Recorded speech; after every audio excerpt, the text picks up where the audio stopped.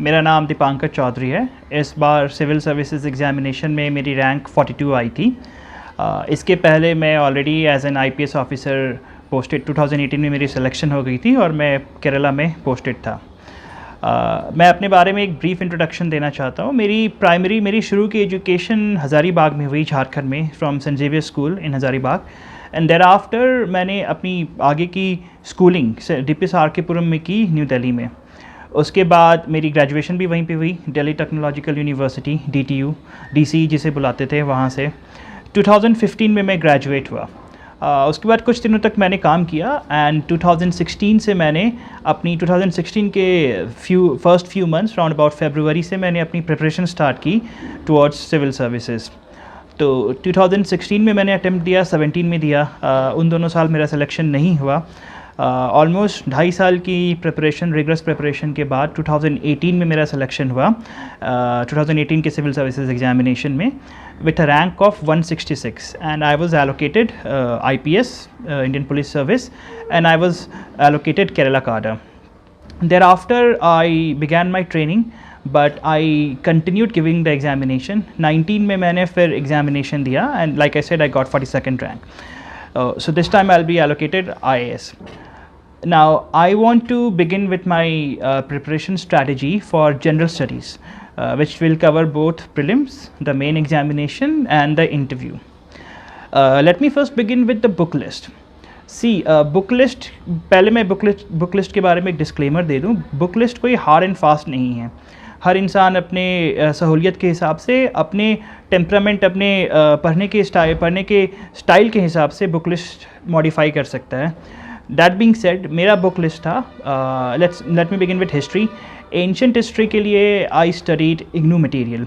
It's a very nice book. It runs into about 500 pages, थोड़ा बल्कि है। इसमें आप कुछ इधर उधर से मटेरियल भी ऐड कर सकते हैं।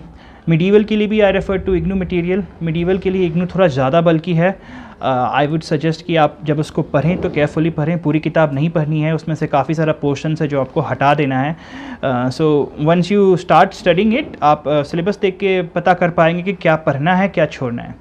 मॉडर्न के लिए I studied 2 books. The first was Bipin Chandra and the second one was एक एस चांद पब्लिकेशन की आती है, BL ग्रोवर ऑथर का नाम है, वो पढ़ा था मैंने। फॉर इकोनॉमिक्स, बेसिक NCERTs मैंने पढ़ रखी थी। 11th एंड 12th में मेरे पास इकोनॉमिक्स था, तो वो बस रिवाइज करना था मुझे। उसके अलावा 2 से ढाई साल की करंट अफेयर्स। करंट अफेयर्स कैसे प्रिपेयर करना है, I will come to that in a very short while. 2 से ढाई साल के करंट अफेयर्स में इसलिए बोल रहा हूँ क्योंकि UPSC जब अब जो क्वेश्चंस पूछ रहा है, these are not current affairs questions, these are sort of contemporary affairs question.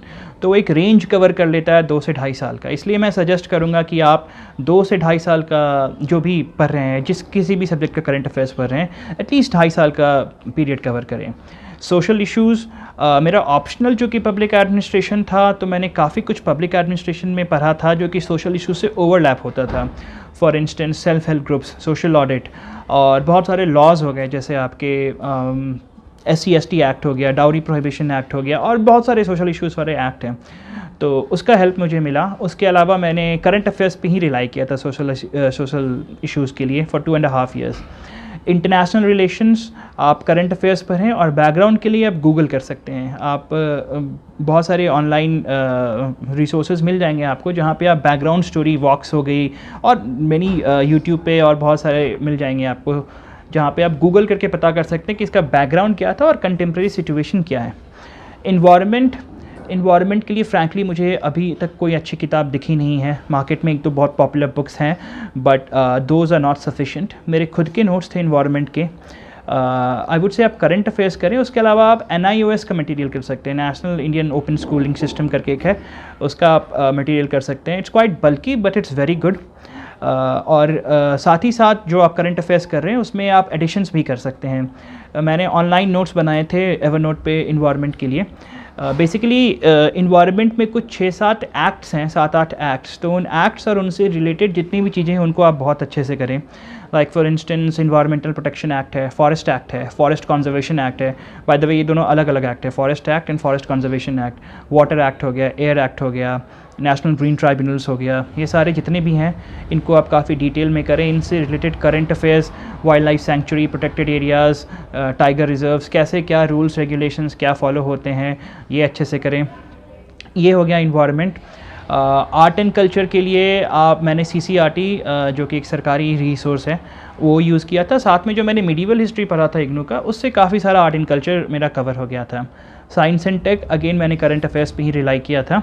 And geography में I referred to 2 books. DR Khullar की एक इंडियन जोग्राफ़ी आती है और एक सविंदर सिंह की फिज़िकल जोग्राफ़ी आती है। It covers world geography also. The problem is that कि ये दोनों बुक्स नॉर्मली ऑप्शनल वाले लोग रेफ़र करते हैं, बट आपको पता, आप बेसिकली 11th एंड 12th की NCERTs पढ़ लें जोग्राफ़ी की, और उसके बाद ये दोनों किताबें पढ़ें। तो although these are quite voluminous books, 700-800 पन्ने की किताब है, बट आपको पूरी किताब नहीं पढ़नी है। उसमें से हार्डली 300-400 पन्ने होंगे जिनके आप शॉर्ट नोट्स भी बना सकते हैं आप चाहें तो आप जब NCERTs पढ़ लेंगे बेसिक, तो ये sort of value added material है जो कि आपके आंसर्स को, आपके कॉन्सेप्ट को इनरिच करेगा। तो इसमें क्या पढ़ना है, क्या छोड़ना है, आपको खुद ब खुद पता चल जाएगा कि क्या रिलेटेड है for GS as a general, for geography as a general study subject, and you will be able to siphon off all the unnecessary material from that. So that was my basic book list. Polity के लिए Laxmikant is there. उसके अलावा BK Sharma की Indian constitution आती है। Polity में I would say कि क्योंकि अगेन मेरा ऑप्शनल पब्लिक एडमिनिस्ट्रेशन था, तो मैंने इतनी ज़्यादा पॉलिटी एंड गवर्नेंस एंड ये सारे टॉपिक्स पब्लिक एडमिनिस्ट्रेशन में कवर किए थे कि मुझे सॉर्ट ऑफ डेडिकेटेड प्रिपरेशन की कभी ज़रूरत पड़ी नहीं पॉलिटी में। So that's there. But Laxmikanth, अब पढ़ें, Laxmikanth is a very nice book, it's a very comprehensive book. मोटी हो गई है वो किताब विद टाइम उसमें एडिशंस होते रहे हैं, and with time it has grown into a big voluminous book. So you have to read it tactfully, that's there for sure. Yeah, so this was the book list, and another important thing I would want to mention is that about NCERTs. See, I didn't read a lot of NCERTs. मैंने सिर्फ geography पढ़ा था 11th 12th 9th 10th 11th 12th and economics पढ़ा था। उसके अलावा मैंने कोई NCERT पढ़ी नहीं थी। इट इज़ ट्रू कि NCERTs are very helpful, but ऐसे भी लोग हैं जो बिना NCERTs के एग्ज़ाम क्लियर करते हैं। द थिंग विद NCERT और not reading NCERT is that it's completely your personal choice. आपको अगर लगता है कि NCERTs से आपको बेटर चीज़ें समझ में आ रही हैं, वो ज़्यादा लूसिडली और ईजी लैंग्वेज में लिखा हुआ है, then I would say then go for NCERTs. But I know a lot of people, plus एक और बात है कि UPSC has sort of gotten very dynamic. अब जैसे क्वेश्चंस वो पूछ रहा है, जिस तरह के एप्लीकेशन ऑफ माइंड के क्वेश्चंस पूछता है वो, कई बार सिर्फ NCERT से काम चलाना मुश्किल हो जाता है। तो अगर आप NCERTs पढ़ते भी हैं तो उसके आगे आपको बहुत सारा वैल्यू एडेड मटेरियल पढ़ना पड़ता है to enrich your concepts, to enrich your content. तो simply relying on NCERTs is not advisable. अगर आप ये सोच रहे हैं कि मैं सिर्फ NCERTs पढ़ूंगा तो उससे काम नहीं बन पाता अब। So that's there about NCERTs. Now coming to the main exam preparation, see, I never did a classroom coaching. मैंने कभी classroom coaching की नहीं थी, but I did write a lot of test series जो all India mock test series होते हैं, various institutes लेते हैं. So basically I wrote in Vision and GS score, IS score, and these were the two prelims के लिए मैं हमेशा Vision की test series लिखता था. तो आप क्लासरूम कोचिंग, पर्सनली मेरा ये ओपिनियन है, it's not at all required. अगर आपको बहुत ही ज़्यादा प्रॉब्लम हो रही है किसी सब्जेक्ट में तो आप क्लासरूम कोचिंग के लिए जा सकते हैं, but other than that as such थोड़ा I am not a big supporter और in favour of attending classroom coaching. Optional में आपको क्लासरूम कोचिंग की ज़रूरत पड़ सकती है, खास करके तब जबकि आपका ऑप्शनल आपके ग्रेजुएशन सब्जेक्ट से अलग है। In that situation you might need classroom coaching for optional. So for mains, all I did was focus on answer writing. Now before coming to that, there is another important thing which I would want to mention. Prelims की preparation में test series का importance and revision का importance. Test series आप ज़रूर लिखें, बहुत लिखना important है उसको। मेरा एक टारगेट हुआ करता था कि मैं एग्ज़ाम के पहले 10,000 क्वेश्चंस प्रैक्टिस करके जाऊंगा। So 10,000 questions is about 100 test papers, although वो कभी पूरा नहीं हो पाया, बट फिर भी I got very close to it. 70-80 practice करके गया था मैं। एंड टेस्ट प्रैक्टिस करना इज़ नॉट सिंपली कि आपने एक टेस्ट पेपर उठाया, उसको सॉल्व किया, उसके में जो नंबर आए उस नंबर को देखा और फिर आप you move on. No, it's not like that. आपको उस टेस्ट को सॉल्व करना है, उसको एनालाइज करना है, अपने नंबर कैलकुलेट करने हैं और उस टेस्ट के साथ एटलीस्ट 2 hours 3 hours स्पेंड करना है to understand what really went wrong in the questions you made a mistake इन।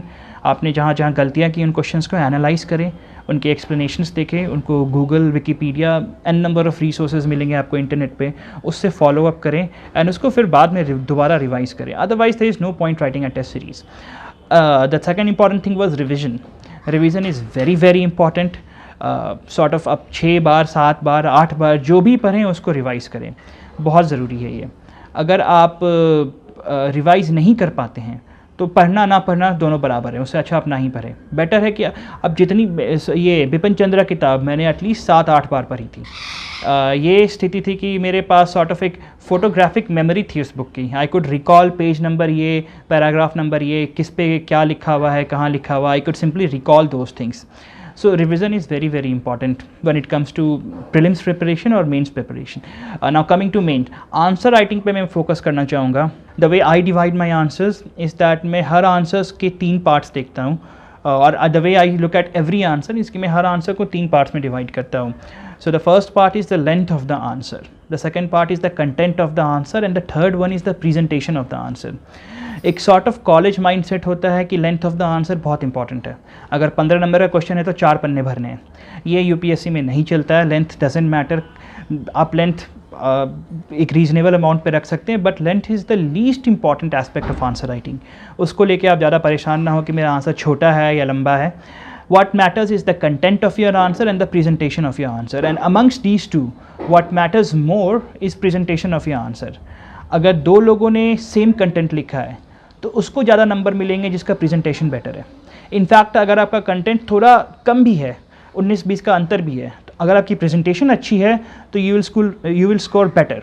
तो प्रेजेंटेशन पे काफ़ी फोकस करना है अपने आंसर के प्रेजेंटेशन पे। How do you improve your presentation? बहुत तरीके हैं। आंसर लूसिडली लिखें, पॉइंट वाइज लिखें, पैराग्राफ आप यूज़ कर सकते हैं as an introduction, as a conclusion, और आंसर के 2 पार्ट्स को कनेक्ट करने के लिए as a connecting paragraph. Other than that I suggest you use you write in point wise. आप डायग्राम्स यूज़ कर सकते हैं, फ्लो चार्ट्स यूज़ कर सकते हैं। लीगल एस्पेक्ट आंसर का क्या हो गया? उस आंसर से रिलेटेड कोई कॉन्स्टिट्यूशन का आर्टिकल है, कोई फंडामेंटल राइट है, कोई डीपीएसपी का आर्टिकल है, कोई भी प्रोविज़न है कॉन्स्टिट्यूशन में, कोई लॉ है खास करके सोशल इश्यूज़ इन सब्जेक्ट्स पे, एनडीपीएस एक्ट हो गया ड्रग्स के केसेस में, या फिर let's say dowry prohibition act हो गया, SC STs atrocities prevention act हो गया, जुवेनाइल जस्टिस एक्ट हो गया बच्चों के केसेस में, पॉक्सो हो गया, ये भी बच्चों के केसेस में आता है, prevention of children against sexual offences act.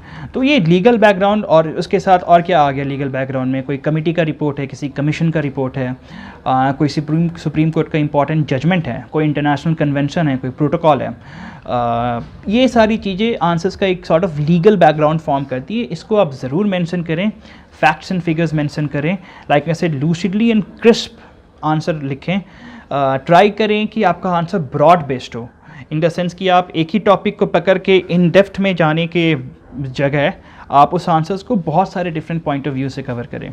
Like for instance अगर मैं किसी चीज़ की बात करूं, लेट्स से एग्रीकल्चर की बात करूं, तो agriculture has so many aspects. Agriculture has an international relations aspect, agriculture has economical aspect, agriculture has a sociological aspect, political science aspect है उसका, एक एडमिनिस्ट्रेटिव एस्पेक्ट है उसका कि कैसे हम एग्रीकल्चरल लोन्स और ये सारी चीज़ें मैनेज करते हैं. The same goes with, you can pick up any topic. Basically you can pick up, let's say अगर आप इंटेलेक्चुअल प्रॉपर्टी राइट लेते हैं तो उसका एक लीगल एस्पेक्ट है, उसका एक हिस्टोरिकल एस्पेक्ट है, उसका एक इंटरनेशनल रिलेशंस एस्पेक्ट है कि कैसे इंडिया और US over a period of time tussle में आ चुके हैं, या फिर कैसे इंडिया एंड WTO में टसल क्रिएट हुआ है because of intellectual property rights.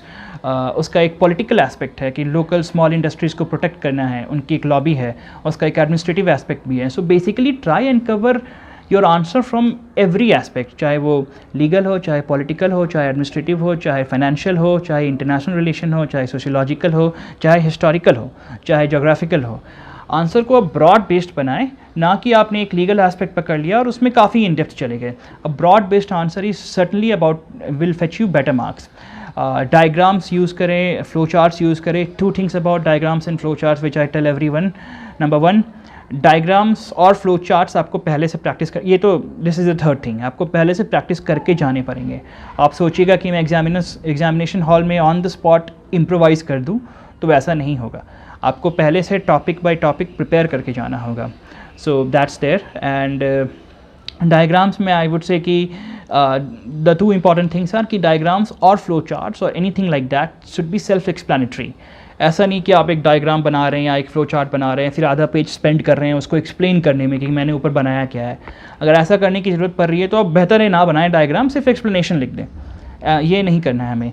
Secondly, it should condense the amount of space. Let's say अगर आपको वो सेम बात एक पैराग्राफ फॉर्म में या पॉइंट वाइज लिखने में आधा पेज लगता है, बट डायग्राम में वो पूरा पेज ले लेता है आपका, या 3/4 पेज ले लेता है, तो बेटर है कि आप डायग्राम ना बनाएं, उसको पैराग्राफ फॉर्म में लिख दें या पॉइंट फॉर्म में लिख दें। डायग्राम्स का बेसिकली 2 ही मोटिव है कि वो बहुत सारे इन्फॉर्मेशन को छोटे स्पेस में एक पिक्टोरियल फॉर्म में ऐसे रिप्रेजेंट करे कि सामने वाले को देख के समझ में आ जाए कि ये क्या एक्सप्लेन करना चाह रहा है, उसको दिमाग ना लगाना पड़े।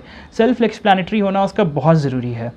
हमेशा अपने आंसर्स की एंडिंग एक पॉजिटिव नोट पे करें, एक वे अहेड, एक ब्राइट फ्यूचर के साथ, एक ग्लूमी या एक डिप्रेसिव नोट्स पे अपने आंसर को एंड ना करें।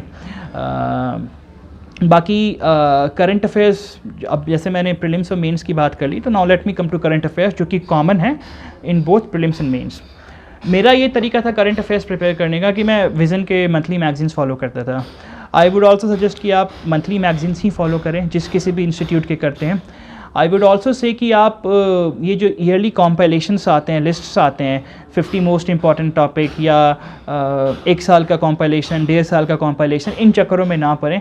आपको किसी भी सब्जेक्ट की इन डेप्थ स्टडी करनी है, एक लिस्ट बनाकर एक कॉम्पाइलेशन के थ्रू आप किसी सब्जेक्ट को प्रिपेयर नहीं कर पाएंगे। सो विज़न वॉज माई सोर्स जो मैं यूज़ करता था करंट अफेयर्स के लिए। मैं बेसिकली विज़न के प्रिंट आउट्स निकलवाता था, and those used to be one sided print out, मतलब एक साइड उसमें कंटेंट होता था और एक साइड ब्लैंक होता था।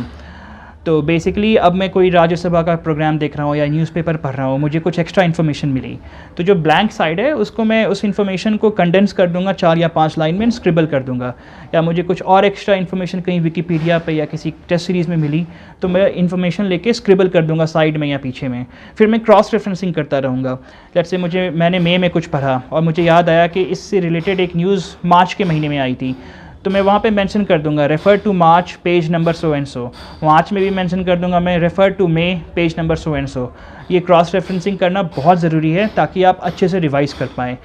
Current affairs like I said 2.5 साल के करने हैं आपको, एंड ऐसे करने हैं कि आप उनको जल्दी कई बार रिवाइज़ कर पाएँ। So this was about current affairs. Newspaper, कोई एक न्यूज़पेपर पढ़ें। I used to prefer Indian Express. आप जो आपको न्यूज़पेपर अच्छा लगता है, हिंदू अच्छा लगता है या कोई और न्यूज़पेपर आपको पसंद है, तो आप वो न्यूज़पेपर पढ़ सकते हैं। So this was the overall strategy for general studies. Interview में interview, a lot of people say कि interview is not a test of your knowledge, it's a test of your personality, which is true, but the thing is कि आपको knowledge तो चाहिए वहाँ पे भी। अगर आपके पास नॉलेज नहीं है तो आप बोलेंगे क्या? अल्टीमेटली आपको पर्सनालिटी दिखाने के लिए कुछ कंटेंट तो चाहिए, क्या आप बोलेंगे? सो थोड़ा नॉलेज आपको इंटरव्यू में भी चाहिए। आप करंट अफेयर से अपने आप को अपडेटेड रखें इंटरव्यू के लिए। इंटरव्यू में situation based on the spot बहुत सारे क्वेश्चंस पूछे जाते हैं। Like for instance I remember one of the questions they asked me was, if you have to make one amendment in the constitution of India, what would it be? तो आप बोलने को कोई भी अमेंडमेंट बोल सकते हैं, बट आप जो भी अमेंडमेंट बोलेंगे उस पर फिर क्रॉस क्वेश्चनिंग होगी। तो बेटर है कि आप कोई कॉन्ट्रोवर्शियल अमेंडमेंट ना बोलें, क्योंकि उसमें फिर बहुत ही पोलराइजिंग और एक्सट्रीम व्यूज़ हो जाते हैं और उसको डिफेंड करना मुश्किल हो जाता है। तो उस मोमेंट में एक बैलेंस्ड पॉइंट ऑफ व्यू लेना बहुत ज़रूरी है। This year I was asked a question, I come from an engineering background, mathematics background, so they asked मी कि फूरियर ट्रांसफॉर्म्स, अगर if any one of you is engineer, mathematics या electrical engineering background से आता है तो उसको पता होगा फूरियर ट्रांसफॉर्म्स क्या होते हैं। So one of the panel members asked me कि if you have to explain Fourier transforms to a 9th standard kid, जो 9th standard में पढ़ता है, how would you do it? एक 9वीं कक्षा के बच्चे को आप Fourier transforms कैसे समझाएंगे? ना उसको कैलकुलस आता है, ना हायर मैथमेटिक्स आती है। आई remember one of the questions they asked मी कि आप डिफेंस बजट और एजुकेशन बजट में किसको प्रायोरिटाइज़ करना चाहेंगे।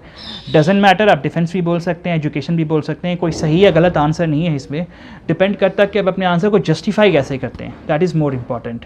Now coming to the last part, जो कि मैंने अभी तक कवर नहीं किया है क्योंकि वो प्रीलिम्स का पार्ट नहीं था, दैट इज़ एथिक्स का preparation. Ethics is one subject जिसमें आई वुड से कि आई टुक हेल्प। एक मिस्टर संजीव करके हैं, वो श्री राम IAS में पढ़ाते हैं, अब शायद कहीं और भी पढ़ाते हैं। उनके क्लास नोट्स के थ्रू मैंने प्रिपेयर किया था और उनसे कुछ क्लासेस भी ली थी मैंने। तो एथिक्स में मैंने 16 और 17 में एग्ज़ाम लिखा तो मुझे लगा कि I wasn't scoring good enough in ethics, something was lacking. तो एथिक्स में I took help in that and so that was the whole and soul of the preparation part. The thing is कि examination का pattern ऐसा है कि आपको काफ़ी ज़्यादा फिज़िकली मेंटली स्ट्रॉन्ग होना पड़ता है, इमोशनली स्ट्रॉन्ग होना पड़ता है। It's not easy studying for long hours, 2 साल 2.5 साल तक। फिज़िकल स्ट्रेंथ भी चाहिए आपको, sitting for long hours in a day, it can get frustrating. So I would say अगर आप ऐसा कुछ भी फील करें, take very good care of your mental health, keep talking to your friends, your family, your parents, they are very very important. मेरा एक daily schedule था, I used to get up at 5:30 in the morning and then I used to go for a run. तो सवेरे उठ के मैं 2-2.5 kilometre दौड़ता था, फिर कुछ एक्सरसाइजेज वगैरह, योगा वगैरह किया मैंने। I would suggest very strongly कि आप एक्सरसाइजेज, एक हेल्दी डाइट रिजीम, एक हेल्दी लाइफस्टाइल ज़रूर मेंटेन करें। Exercise should be a very important part of your daily regime. It rewires your brain इन unknown ways. It's not just about physical appearance, it's also about आप emotionally कितना stable रहते हैं। आप एक वो होता है ना कि अगर if you set a ball down a slope, it gains speed as it rolls down the slope, momentum pick up करता है। सुबह 5:30 बजे उठ के आपने अगर 3 किलोमीटर की रन कंप्लीट कर ली, जब पूरा शहर सो रहा होता है, तो आपको एक मेंटल फ्रेम में डाल देता है कि आप ऑलरेडी एक अचीवर हैं, लोग जगह नहीं है, आपने अपना आधा काम सुबह का अभी निपटा लिया। तो that's also a very important reason why you should keep exercising. Other than that आपकी एक हॉबी हो सकती है। आई यूज़ टू प्ले गिटार, अभी भी बजाता हूँ मैं। So that's also nice. आप बहुत ज़्यादा टाइम वेस्ट ना करें उसके ऊपर, मे बी दिन में हाफ एन आवर 45 मिनट्स आप स्पेंड कर सकते हैं। सो या स्टडीज़ इज़ इम्पॉर्टेंट, पढ़ना तो पड़ेगा आपको सिविल सर्विस एग्ज़ाम के लिए, but other than that just keep focus, just focus on your mental, your physical health, your social well-being, on everything. So that's all I have to say. Thank you very much. Jai Hind.